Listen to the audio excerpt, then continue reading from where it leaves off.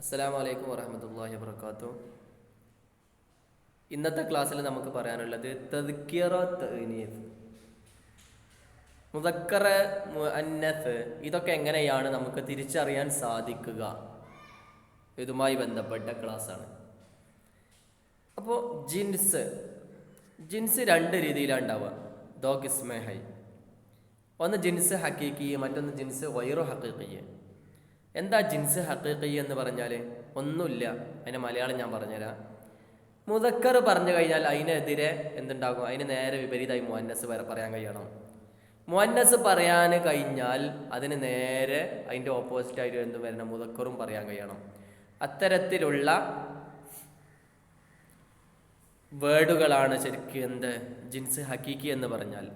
ഇതാ ജിൻസ് ഹക്കീക്കി കണ്ടോളൂ, കണ്ടോ? जिस मुदक्कर के मुकाबले में मुअन्नस और मुअन्नस के मुकाबले में मुदक्कर मौजूद है. മുദക്കർ പറഞ്ഞാൽ മുഅന്നസ് അതിനുണ്ടാകണം, മുഅന്നസ് പറഞ്ഞാൽ അതിന് മുദക്കറും ഉണ്ടാകണം. അതിനാണ് ജിൻസ് ഹക്കീക്കിയ് എന്ന് പറയുന്നത്. പിന്നെ ജീവനുള്ള വസ്തുക്കളിലാണ് പൊതുവെ ജിൻസ് ഹക്കീക്കി ഉണ്ടാവുക. ജീവനുള്ള വസ്തുക്കളിലാണ് ജിൻസ് ഹക്കീക്കി ഉണ്ടാവുക. അപ്പോൾ നിങ്ങൾ നോക്കൂ ജിൻസ് ഹക്കീക്കിൻ്റെ രൂപങ്ങൾ. മുദക്കർ മുഅന്നസ്, മുദക്കർ മുഅന്നസ് കണ്ടോ? മർദ് എന്ന് പറയും. മർദ് എന്ന് പറഞ്ഞാൽ ആണുങ്ങൾക്കാണ് ഉദ്ദേശിക്കുക, മനുഷ്യൻ എന്ന് പറഞ്ഞാൽ ആണാണ് ഉദ്ദേശിക്കുന്നത്. അതിൻ്റെ മുഅന്നസ് എന്താ? മർദിൻ്റെ ഔറത്താണ്, പെണ്ണിന് ഔറത്ത് എന്ന് പറയും.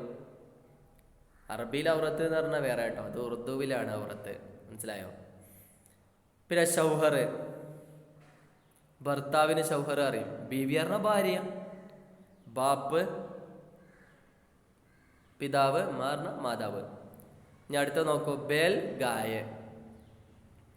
ബെല്ല ബില്ലി, ബക്കറ ബക്കിരി, ആട് കാള എന്നൊക്കെയുള്ള അർത്ഥത്തിലാണ്, മനസ്സിലായോ? ബേൽ പറഞ്ഞ കാള എന്നൊക്കെ അറിയില്ലേ? മറ്റേത് പൂച്ച, ആട്. അപ്പോൾ സിമ്പിളായിട്ട് നിങ്ങൾക്ക് മനസ്സിലായി. മർദിന് പകരം ഔറത്ത് പറഞ്ഞു, ഷൗഹർ പറഞ്ഞപ്പോൾ ബീവി പറഞ്ഞു, ബാബ് പറഞ്ഞപ്പോൾ മ എന്ന് പറഞ്ഞു, ബേൽ പറഞ്ഞപ്പോൾ ഗായ പറഞ്ഞു, ബില്ലി പറഞ്ഞപ്പോൾ എന്ത് പറഞ്ഞു? ബില്ലി, ബില്ല, ബക്കറ ബക്കിരി. മനസ്സിലായോ? അപ്പോൾ ജിൻസ് ഹക്കീക്കി മനസ്സിലാക്കുക എന്നുള്ളത് എളുപ്പമാണ്. ജിൻസ് ഹക്കീക്കി പഹ്ചാന ആസാൻ ഹെ. ജിൻസ് ഹക്കീക്കി മനസ്സിലാക്കൽ എളുപ്പമാണ്. കാരണം എന്താ? ലഫ്സ് കേൾക്കുമ്പോഴേക്ക് അതിൻ്റെ മുദക്കറോ മുഅന്നസോ നമുക്ക് എന്ത് ചെയ്യും? പെട്ടെന്ന് മനസ്സിലാവും. അതിന് പ്രത്യേകമായിട്ടൊരു കായികമൊന്നുമില്ല. എന്നാലും കുറച്ചുകൂടി എളുപ്പത്തിൽ മനസ്സിലാക്കാൻ വേണ്ടി കുറച്ച് കാര്യങ്ങൾ അടിയിൽ പറയുന്നുണ്ട്. ആ പറയുന്ന കാര്യങ്ങളിലേക്ക് നമുക്ക് കണ്ണോടിച്ച് നോക്കാം. മനസ്സിലായോ?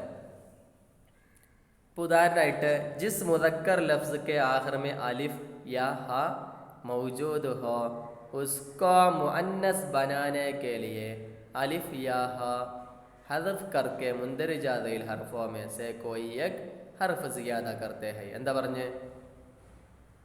ഏതെങ്കിലും മുദക്കറായ ലഫ്ലിൻ്റെ അവസാനത്തിൽ അലിഫോ അല്ലെങ്കിൽ ഹാ ഓ ഉണ്ടെങ്കിൽ, മുദക്കറായ ലഫ്ലിൽ നല്ല ശ്രദ്ധിക്കാം, മുദക്കറായ ലഫ്ലിൽ എന്തുണ്ട്? അലിഫ് ഉണ്ട് അല്ലെങ്കിൽ ഹാ ഉണ്ട് എന്ന് സങ്കല്പിക്കാം. എന്നാൽ അതിനെ മുഅന്നസാക്കൽ എങ്ങനെ?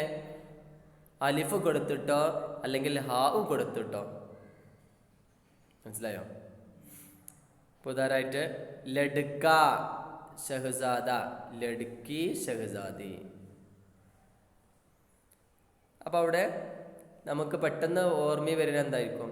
അലിഫ് കൊടുക്കണം അല്ലെങ്കിൽ ഹാവ് കൊടുക്കണം. അങ്ങനെയല്ല, അലിഫും ഹാവും കളയണം. ലഡ്ക എന്നുള്ള അലിഫ് കളഞ്ഞാൽ മതി. അതുപോലെ പിന്നെ അതും ഹാവ് കളയാം. ചൂഹ എന്നാണെങ്കിൽ ഹായിനെ കളയാം. മനസ്സിലായോ? അലിഫോ അല്ലെങ്കിൽ ഹാവോ കളയാം.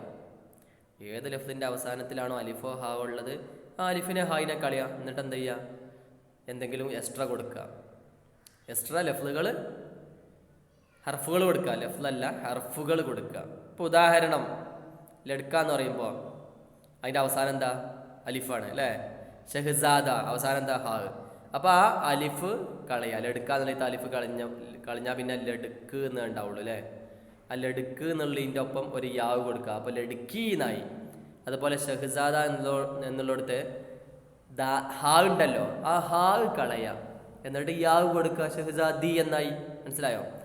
ഇനി അടുത്തത് നോക്കുക നിങ്ങൾ. യാ കൊടുക്കണത്, യാ എന്നുള്ളത് കൊടുക്കുക എക്സ്ട്രാ ആയിട്ട്. ഉദാഹരണം ചൂഹ എന്നാണെങ്കിൽ, അല്ലെങ്കിൽ ബൂഢ എന്നൊക്കെ ആകുമ്പോൾ അലിഫ് കളഞ്ഞിട്ട് എന്താ യാ കൊടുക്കുക. അപ്പോൾ ചൂഹിയ ബൂഢിയ. മനസ്സായില്ലേ? നൂനാകുമ്പോൾ നൂന് എക്സ്ട്രാ കൊടുക്കുക. ഗവാല ധൂല, അവ ഗവാലൻ ധൂലൻ. നീ കൊടുക്കുക. കസീറ ബുനിയ കസീർനി ബുനീനി. അപ്പം നീ, നൂന്, യാ, ഇതൊക്കെ എക്സ്ട്രാ കൊടുക്കുക. ഏത് കളഞ്ഞതിന് ശേഷം? അലിഫോ ഹാവ് കളഞ്ഞതിന് ശേഷം. എന്നാൽ എന്തായി മാറും? മുഅന്നസായി മാറും. മനസ്സിലായല്ലോ? ഇത്രയും ചുരുക്കം പഠിക്കട്ടോ. മനസ്സിലായില്ലേ? ഓക്കെ, അസ്സലാമു അലൈക്കും.